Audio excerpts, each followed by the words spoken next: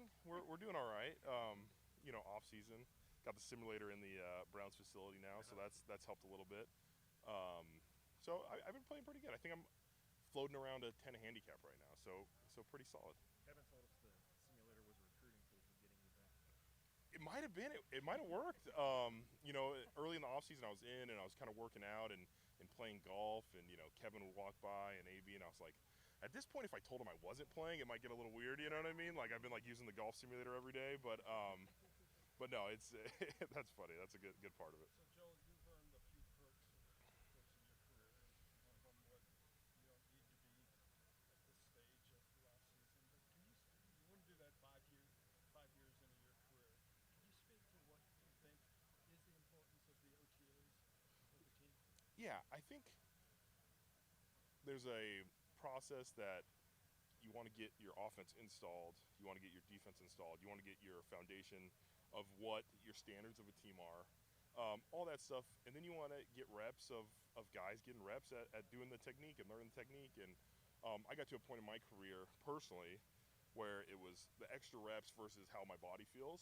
And so I've kind of worked through that over the last few years. And like this year, I've been in meetings. I've been in the weight room with the guys. I've been working out. I've been in, Berea all off season. So I've seen that. I've been around the guys, and it's really just a process of getting guys reps and building your depth and finding guys. Because truly, I don't think anybody makes the team or doesn't make the team in OTAs, but you get a foundation of what you want your team to be. So the last time, a few times we talked to you in the offseason, this was obviously a big decision for you to decide whether or not you could. Now you've been back for a while. How does it feel to be back? Or do you feel like you 100% made the right decision? Yeah, it's been great. I was truly like it was truly a decision. Like this off season, like I was at the end of the year, I was truly deciding if I wanted to play anymore, and I kind of sat at home for a month or two and was in and around and talked to my wife, and we just like went through the process, and I was like, I could still play football at a high level. I still want to play football.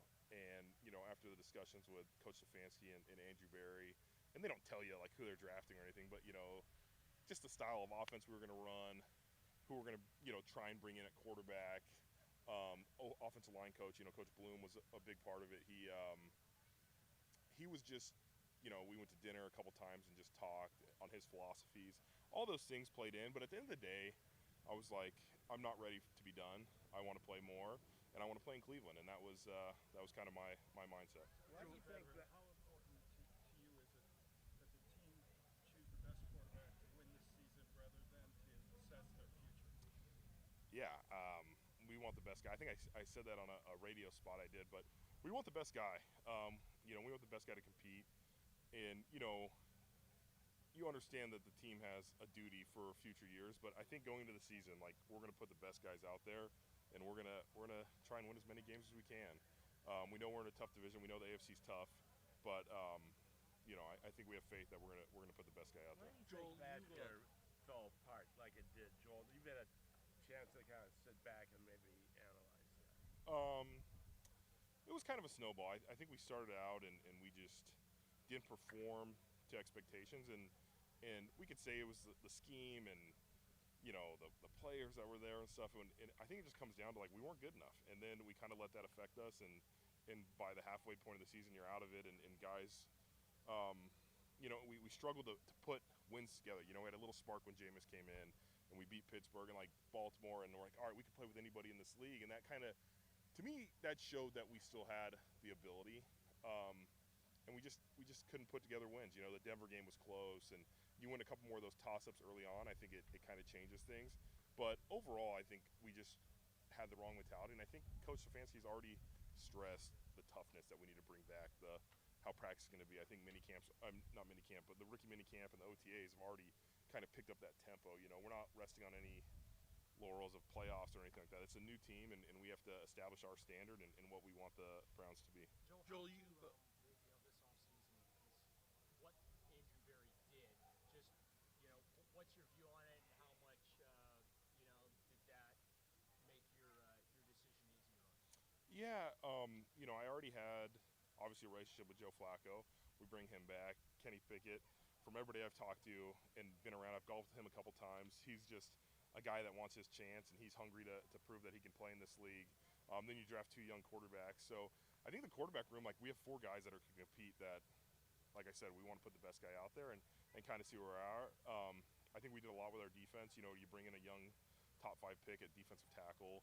You sign a couple other guys to bolster their defense, and you hope the defense can come back to 2023 and be one of the best in the league, and the offense can ball control, run the ball, play action, do all the things that you want to. That's like the picture you paint, and you know you see where you're at, and that's what we're kind of hoping for. But hope is an easy word. We're trying to work for it, and we're trying to put the group out there and try and win some games this year.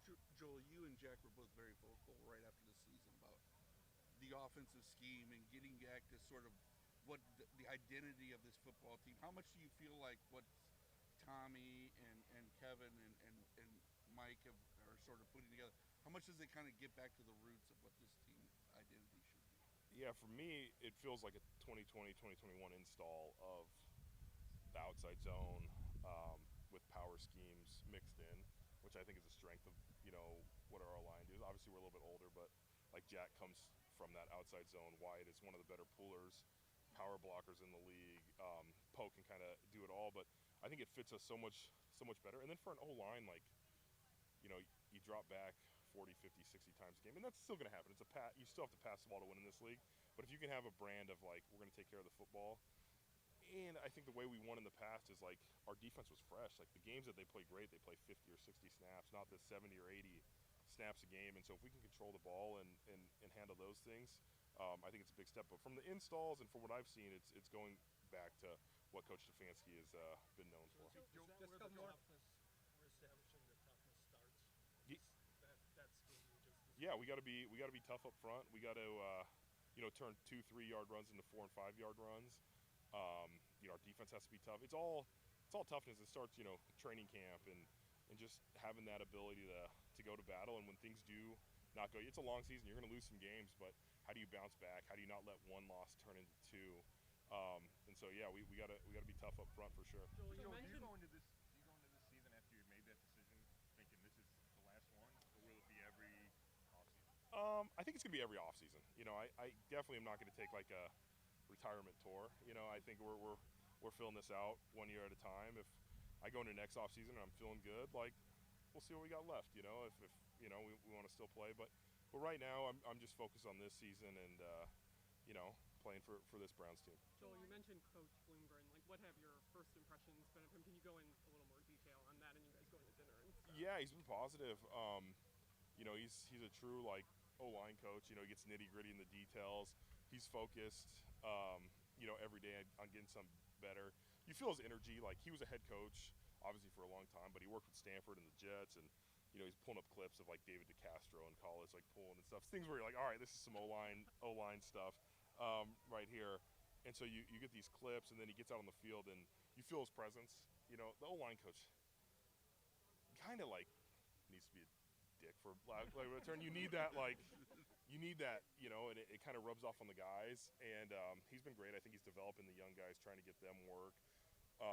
But it's been awesome. We had dinner. He just kind of talked about his philosophies and his family, my family, what we expect. And he's like, oh, you could play for 4 more years. And I was like, all right, we're talking a little crazy now, but no, it was good. And so far, so good. he Juwan came Jones up was under. in uniform to us Wednesday. What do you see? Yeah, I think he's lost some weight. I think he's focused. He's rehab. He was pretty much here all off season, rehab, and I think he's focused. And I think he knows, like, all right, you're going to play left tackle this year, so he can just work at it, focus at it. But he's ready to take a step, and I know he's you get close to those contract years and stuff, and I think he wants to put a healthy season together. And if he stays healthy and can pass pro and do the things that he can do, like, it'll be good for him. Last one here by Kelsey. Joel, this event, you've been a part of this for many years. This is the 25th year. Why is it important for you, but other players also, be here and be embrace this event? Yeah, Browns give back, and everything they've done with staying in the game and building the fields out in Cleveland is pretty special. I tell people about that all the time. I'm like, you hear headlines for the Browns and stuff, but what they do in the community, charity-wise, is special. And this is their biggest fundraiser of the year. You get to come out, play a great golf course, have some fun, interact with people. but it's a great cause, and to help the people that cheer us on and help us is really a no-brainer for us. So, which quarterback competition was your favorite? In my career, that's a long one. I don't know. We'll put it in the book. Me and Dan will put together sometime. We'll talk about our QB competitions. Thanks, Joel. Yeah, thanks guys.